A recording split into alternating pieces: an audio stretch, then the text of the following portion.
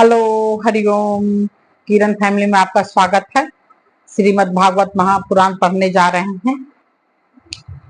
श्री गणेशाय नमः। ओम भूर्भुवः स्वः तत्सवितुर्वरेण्यं भर्गो देवस्य धीमहि धियो यो नः प्रचोदयात्।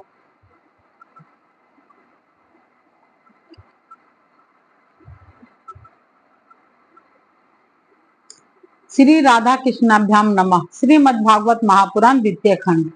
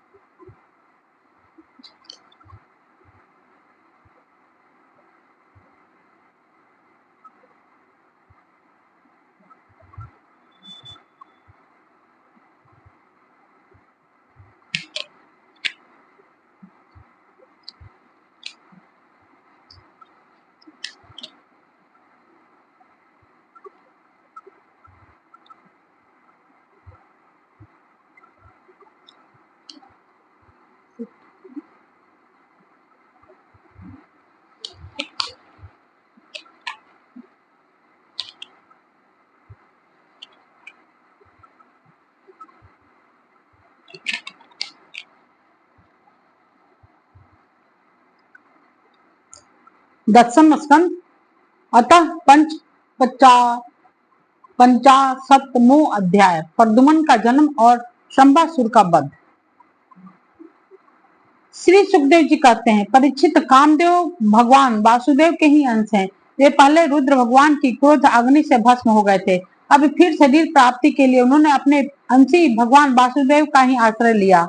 वे ही काम अब की बात भगवान श्री कृष्ण के द्वारा रुक्मिणी के गर्भ से उत्पन्न हुए और प्रद्युम्न नाम से जगत में प्रसिद्ध हुए। सौंदर्य, वीर, सौशील्य आदि सद्गुणों में भगवान श्री कृष्ण से वे किसी प्रकार कम न थे।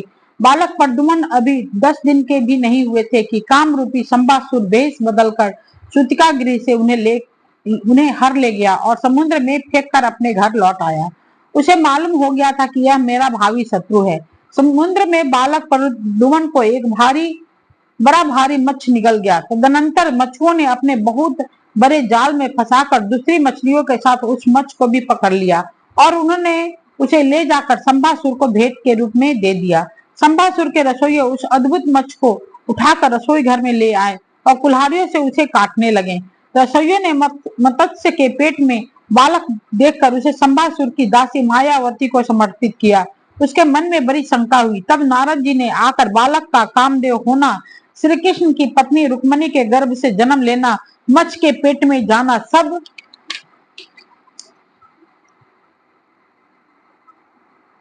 सब कुछ कह सुनाया। परीक्षित, वह मायावती कामदेव की यशस्विनी पत्नी रति ही थी। जिस दिन शंकर जी के क्रोध से कामदेव का शरीर भस्म हो गया था, उसी दिन से वह उसकी देह के पुनः उत्पन्न होने की प्रतीक्षा कर रही थी। उसी रति को शंबासुर ने यहाँ दाल भात बनाने के काम में नियुक्त कर रखा था। जब उसे मालूम हुआ कि इस शिशु के रूप में मेरे पति कामदेव ही हैं, तब वह उसके प्रति बहुत प्रेम करने लगी। श्री कृष्ण कुमार भगवान प्रद्युम्न बहुत थोड़े दिनों में जवान हो गए। उनका लावण्य रूप इतना अद्भुत था कि जो स्त्रियां उनकी ओर देखती उनके मन में श्रृंगार रस का उद्दीपन हो जाता। कमल दल के समान कोमल एवं विशाल नेत्र, घुटनों तक लंबी लंबी बाहें और मनुष्य लोक में सबसे सुंदर शरीर। रति सल्लज हास्य के साथ भवें मटका कर उसकी ओर देखती और प्रेम से भरकर स्त्री पुरुष संबंधी भाव व्यक्त करती हुई उनकी सेवा सुसूरसा में लगी रहती। श्री कृष्ण नंदन भगवान प्रद्युम्न ने उसके भाव में परिवर्तन देखकर कहा, देवी, तुम तो मेरी माँ के समान हो। तुम्हारी बुद्धि उल्टी कैसे हो गई? मैं देखता हूँ कि तुम माता का भाव छोड़कर कामनी के समान हाव भाव दिखा रही हो। रति ने कहा, प्रभु, आप स्वयं भगवान नारायण के पुत्र हैं। शंबासुर आपको सूतिका गृह से चुरा लाया था। आप मेरे पति स्वयं कामदेव हैं और मैं आपकी सदा की धर्म पत्नी रति हूँ। मेरे स्वामी, आप जब 10 दिन के भी न थे, तब इस शंबासुर ने आपको हर कर समुद्र में डाल दिया था। वहां एक मत्स्य आपको निगल गया और उसी के पेट से आप यहाँ मुझे प्राप्त हुए हैं। यह संबासुर सैकड़ों प्रकार की माया जानता है, इसको अपने बस में कर लेना या जीत लेना बहुत कठिन है। आप अपने इस शत्रु को मोहन आदि मायाओं के द्वारा नष्ट कर डालिए। स्वामी, अपनी संतान आपके अपनी संतान आपके खो जाने से आपकी माता पुत्र स्नेह से व्याकुल हो रही है। वे आतुर होकर अत्यंत दीनता से दिन रात चिंता करती रहती है। उनकी ठीक वैसी ही दशा हो रही है जैसे बच्चा खो जाने पर कुरकी पक्षी की अथवा बछड़ा खो जाने पर बेचारी गाय की होती है। मायावती रति ने इस प्रकार कहकर परम शक्तिशाली प्रद्युम्न को महामाया नाम की विद्या सिखाई। यह विद्या ऐसी है जो सब प्रकार की मायाओं का नाश कर देती है। अब प्रद्युम्न जी संभासुर के पास जाकर उस पर बड़े कटु कटु आक्षेप करने लगे। वे चाहते थे कि वह किसी प्रकार झगड़ा कर बैठे। इतना ही नहीं, उन्होंने युद्ध के लिए उसे स्पष्ट रूप से ललकारा। प्रद्युम्न जी के कटु वचनों की चोट से संभासुर तिलमिला उठा, मानो किसी ने विषैले सांप को पैर से ठोकर मार दी हो। उसकी आंखें क्रोध लाल उसकी आंखें क्रोध से लाल हो गई। वह हाथ में गदा लेकर बाहर निकल आया। उसने अपनी गदा बड़े जोर से आकाश में घुमाई और इसके बाद प्रद्युम्न जी पर चला दी। गदा चलाते समय उसने इतना कर्कश सिंहनाद किया मानो बिजली कड़क रही हो। परीक्षित, भगवान प्रद्युम्न ने देखा कि जिसकी गदा बड़े वेग से मेरी ओर आ रही है, तब उन्होंने अपनी गदा के प्रहार से उसकी गदा गिरा दी और क्रोध में भरकर उन्होंने अपनी गदा उस पर चलाई। तब वह दैत्य मायासुर की बतलाई हुई आसुरी माया का आश्रय लेकर आकाश में चला गया और वहीं से प्रद्युम्न जी पर अस्त्र शस्त्रों की वर्षा करने लगा। महारथी प्रद्युम्न जी पर बहुत सी अस्त्र वर्षा करके जब वह उन्हें पीड़ित करने लगा, तब उन्होंने समस्त माया को शांत करने वाली सत्वमयी महाविद्या का प्रयोग किया। तदनंतर संबासुर ने यक्ष, गंधर्व, पिशाच, नाग और राक्षसों की सैकड़ों मायाओं का प्रयोग किया, परंतु श्री कृष्ण कुमार प्रद्युम्न जी ने अपनी महाविद्या से उन सब का नाश कर दिया। इसके बाद उन्होंने एक तीक्ष्ण तलवार उठाई और संबासुर का किरीट एवं कुंडल से सुशोभित सिर, जो लाल लाल दाढ़ी मूछों से बड़ा भयंकर लग रहा था, काट कर धड़ से अलग कर दिया। देवता लोग पुष्पों की वर्षा करते हुए स्तुति करने लगे और इसके बाद मायावती रति, जो आकाश में चलना जानती थी, अपने पति प्रद्युम्न जी को आकाश मार्ग से द्वारकापुरी में ले गई। परीक्षित, आकाश में अपनी गोरी पत्नी के साथ सांवले प्रद्युम्न जी की ऐसी शोभा हो रही थी मानो बिजली और मेघों का जोड़ा हो। इस प्रकार उन्होंने भगवान के उस उत्तम अंतःपुर में प्रवेश किया जिसमें सैकड़ों श्रेष्ठ रमणियां निवास करती थी। अतः पुर की नारियों ने देखा कि प्रद्युम्न जी का शरीर वर्षाकालीन मेघ के समान श्याम वर्ण है, रेशमी पीताम्बर धारण किए हुए हैं, घुटनों तक लंबी भुजाएं हैं, रत्नारे नेत्र हैं और सुंदर मुख पर मंद मंद मुस्कान की अनूठी ही छटा है। उनके मुखार विंद पर घुंघराली और नीली अलके इस प्रकार शोभायमान हो रही हैं मानो भौरे खेल रहे हों। वे सब उनके श्री कृष्ण समझकर सकुचा गई और घरों में इधर उधर लुक छिप गई। फिर धीरे धीरे स्त्रियों को यह मालूम हो गया कि यह श्री कृष्ण नहीं है, क्योंकि उनकी अपेक्षा इनमें कुछ विलक्षणता अवश्य है। अब वे अत्यंत आनंद और विस्मय से भरकर इस श्रेष्ठ दंपति के पास आ गई।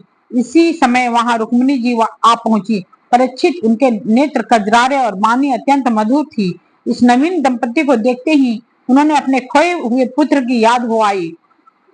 वात्सल्य स्नेह की अधिकता से उनके स्तनों में दूध झरने लगा। रुक्मिणी जी सोचने लगी, यह नर रत्न कौन है? यह कमल नयन किसका पुत्र है? किस बरभाग्नि ने इसे अपने गर्भ में धारण किया होगा? इसे यह कौन सौभाग्यवती पत्नी के रूप में प्राप्त हुई है? मेरा भी एक नन्हा सा शिशु खो गया था, न जाने कौन उसे सूतिका गृह से उठा ले गया। यदि वह कहीं जीता जागता होगा तो उसी अवस्था में तथा रूप में भी इसी के समान हुआ होगा। मैं तो इस बात से हैरान हूँ कि इसे भगवान श्याम सुंदर की सी रूप रेखा, अंगों की गठन, चाल ढाल, मुस्कान, चितवन और बोल चाल कहाँ से प्राप्त हुई। हो न हो यह वही बालक है जिसे मैंने अपने गर्भ में धारण किया था, क्योंकि स्वभाव से ही मेरा स्नेह इसके प्रति उमड़ रहा है। और मेरी बाई बाह भी फरक रही है। जिस समय रुक्मणी जी इस प्रकार सोच विचार कर रही थी, निश्चय और संदेह के झूले में झूल रही थी, उसी समय पवित्र कृति भगवान श्री कृष्ण अपने माता पिता देवकी वासुदेव के साथ वहां पधारे। भगवान श्री कृष्ण सब कुछ जानते थे, परंतु वे कुछ न बोले, चुपचाप खड़े रहे। इतने में ही नारद जी वहां आ पहुंचे और उन्हें प्रद्युम्न जी को संभासुर का हार ले जाना, समुद्र में फेंक देना और जितनी भी घटनाएं घटित हुई थी वे सब कह सुनाई। नारद जी के द्वारा यह महान आश्चर्यमयी घटना सुनकर भगवान श्री कृष्ण के अंतःपुर की स्त्रियां चकित हो गई और बहुत वर्षों तक खोए रहने के बाद लौटे हुए प्रद्युम्न जी का इस प्रकार अभिनंदन करने लगी मानो कोई मरकर जी उठा हो। देवकी जी, वसुदेव जी, भगवान श्री कृष्ण, बलराम जी, रुक्मिणी जी और स्त्रियां सब उस नव दंपति को हृदय से लगाकर बहुत ही आनंदित हुए। जब द्वारकावासी नर नारियों को यह मालूम हुआ कि खोए हुए प्रद्युम्न जी लौट आए हैं, तब वे परस्पर कहने लगे, अहो कैसे सौभाग्य की बात है कि यह बालक मानो मरकर फिर लौट आया है। परीक्षित, प्रद्युम्न जी का रूप रंग भगवान श्री कृष्ण से इतना मिलता जुलता था कि उन्हें देखकर उनकी माताएं भी उन्हें अपना पति देव श्री कृष्ण समझकर मधुर भाव में मग्न हो जाती थी और उनके सामने से हटकर एकांत में चली जाती थी। श्री निकेतन भगवान के प्रतिबिंब स्वरूप कामा अवतार भगवान प्रद्युम्न के दिख जाने पर ऐसा होना कोई आश्चर्य की बात नहीं है। फिर उन्हें देखकर दूसरी स्त्रियों की विचित्र दशा हो जाती थी, इसमें तो कहना ही क्या है। इति श्रीमद्भागवते महापुराणे परमहंस्यां संहितायां दशम स्कंदे उत्तरार्धे प्रद्युम्न उत्पत्ति निरूपणम नाम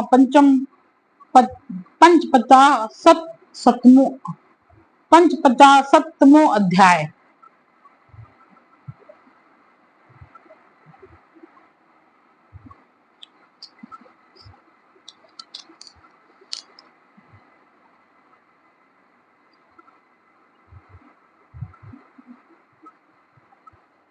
ओम भूर्भुवस्सुः तत्सवितुर्वरेण्यं भर्गो देवस्य धीमहि धियो यो न प्रचोदयात्।